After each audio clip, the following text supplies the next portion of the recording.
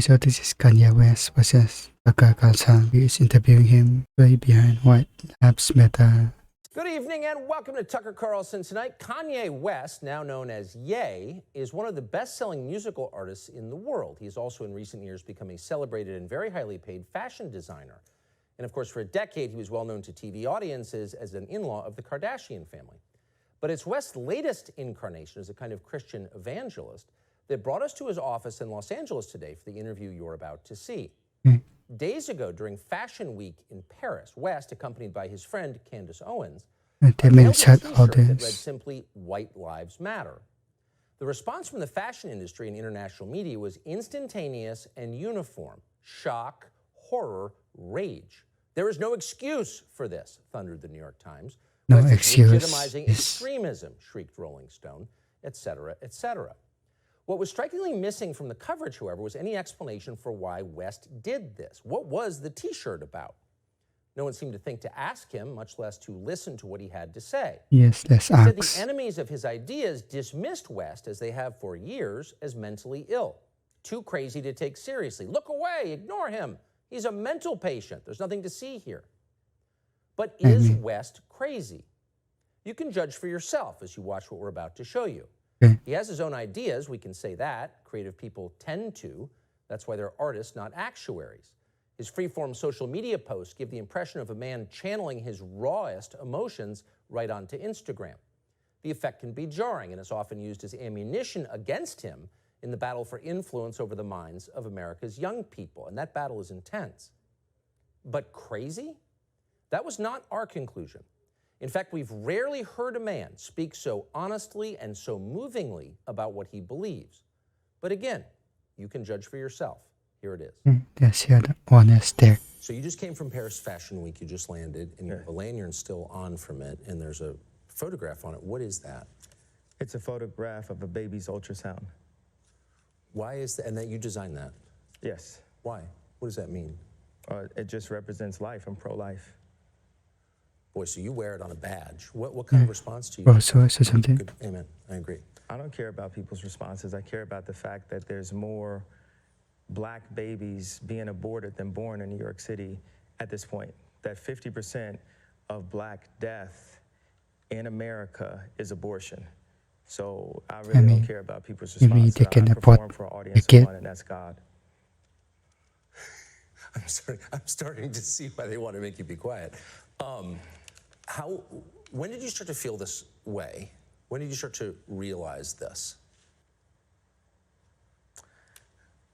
I really felt like, I think I started to really feel this need to express myself on another level when Trump was running for office, and I liked him. Yes. And every single person in Hollywood, from my ex-wife to my mother-in-law to my manager at that time to my so-called friends / handlers around me, told me, like, if I said that I like Trump, that my career would be over, that my life would be over. They said stuff like people get killed for wearing a hat like that. They threatened my life. They put my life. They basically said that I'd be killed for wearing the hat. I had someone call me last night and said anybody wearing a White Lives Matter shirt is going to be greenlit, and that means that they're going to beat them up if they wear it. And I'm like, okay. Green light me then. God builds warriors in a different way. I don't know if it's because of me being born in Atlanta and growing up on the south side of Chicago that, he made me for such a time like this. It's like with David, he tended to the sheep, but while he was out there, he had to fight all kinds of animals. So when it was time for Goliath to come, he thought because he was a sheep herder that he didn't have the skill set to take down Goliath. And the thing that I have is the position, I have my heart, but the number one thing is we have God on our side. And for the people, even if you don't believe in God, God believes in you. You made reference to the White Lives Matter t-shirt, which you brought out at Paris Fashion Week. Yeah. Why did you do that, and what did it mean?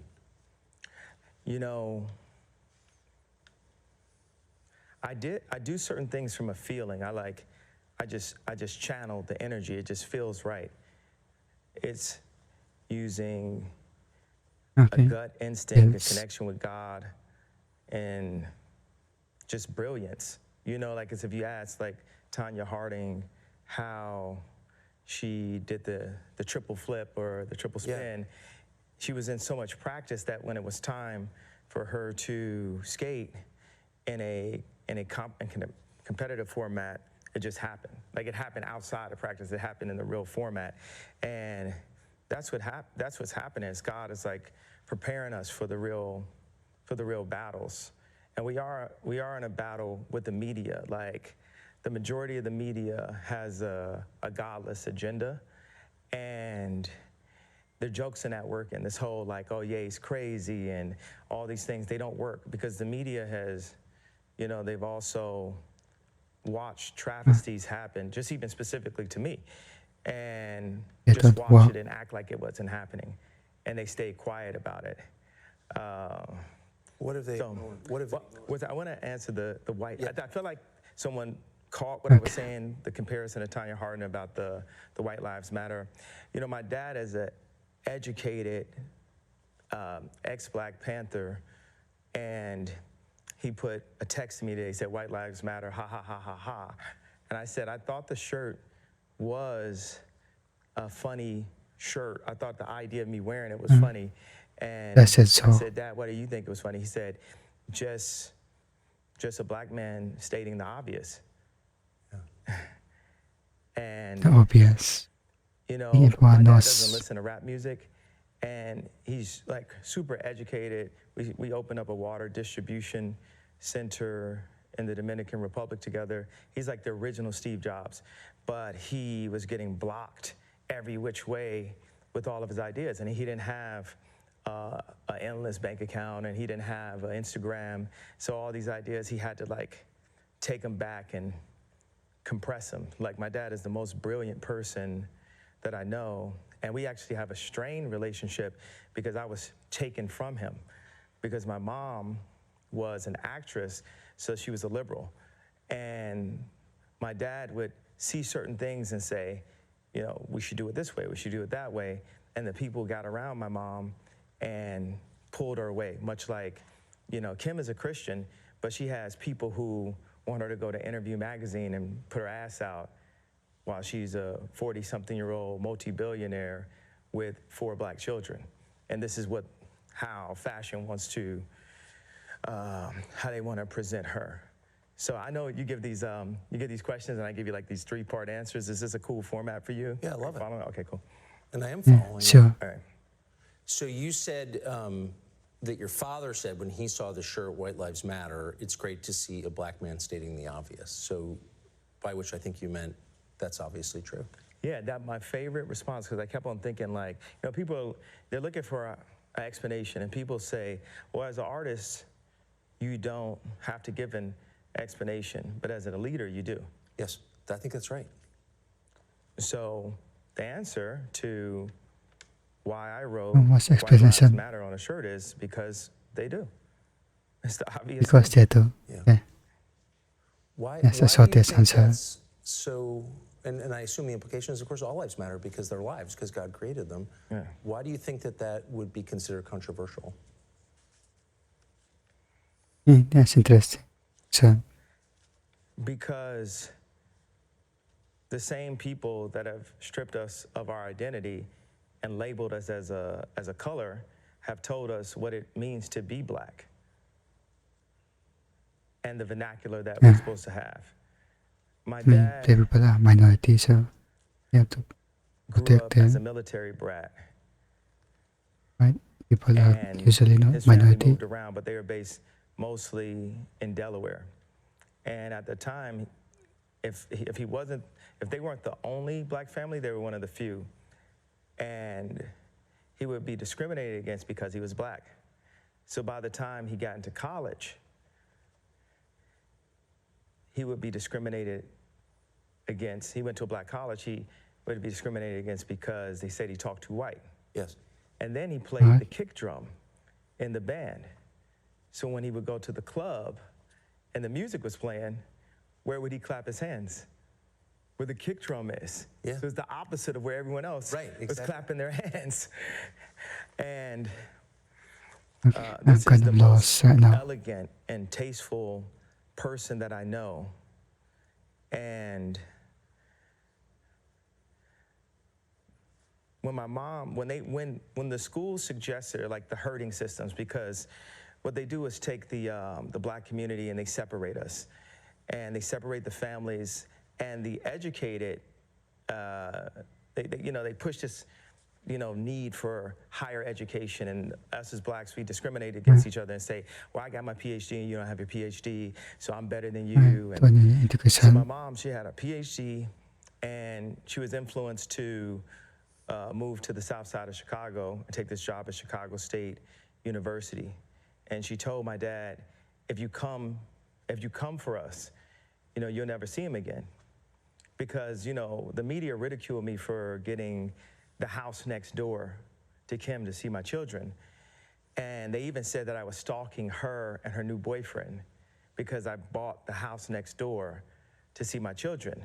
And that's how I knew that my mom had said that to him. I said, Dad, they moved us to one of the most agreed upon to be one of the most dangerous places in the world. It's almost like they tried to kill me or something.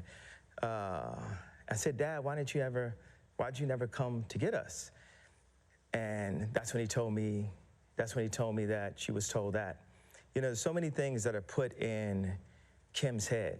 They bring influencers, like no one ever knew where Corey Gamble came from. No one in the fashion world knows where Gabby came from. These people were practically made in a laboratory. I don't know anything about that. And one of the things that they're really good at doing is being nice and being likable. And what they do is, for people that have some form of influence, whether it's an educated black woman like my mother that became the head of the English department at Chicago State University, or whether it's the most influential white woman on the planet, being my ex-wife, they have people that are around them at all times telling them what to be afraid of. It's like not what to do or say specifically, it's what to be afraid of. And if you have a person that isn't afraid of them, like a Russell Brand or Candace Owens, right. It's not that we have to agree with this, but They're not afraid. they're not afraid to state what their opinion is. Yes. No one is God, and everyone has an opinion. Okay. So a conversation like this is I'm a kind of window lost into a world right now. that you don't see. So if you're familiar with Or West rambling from the media, you think of most him of as the an time, individual man. What I you guess. don't think about is that he is at the center of a battle, and people like him are at the center of a battle to get a message out, mouthed by the lips of influencers like him and so many others, that extends a storyline on behalf of, well, in this case, the status quo. So there are a lot of people vying to make certain that people like him say the right things, and the consequences for not doing that are very severe. So for him to come out and say all lives matter, obviously, is a huge threat to a lot of people. Who are those people exactly? Well, we asked have no him. idea. He told us. That's next. He's only pointing to only the rhetoric is every day on social media now. I don't think no people really care about this. It's a bit of a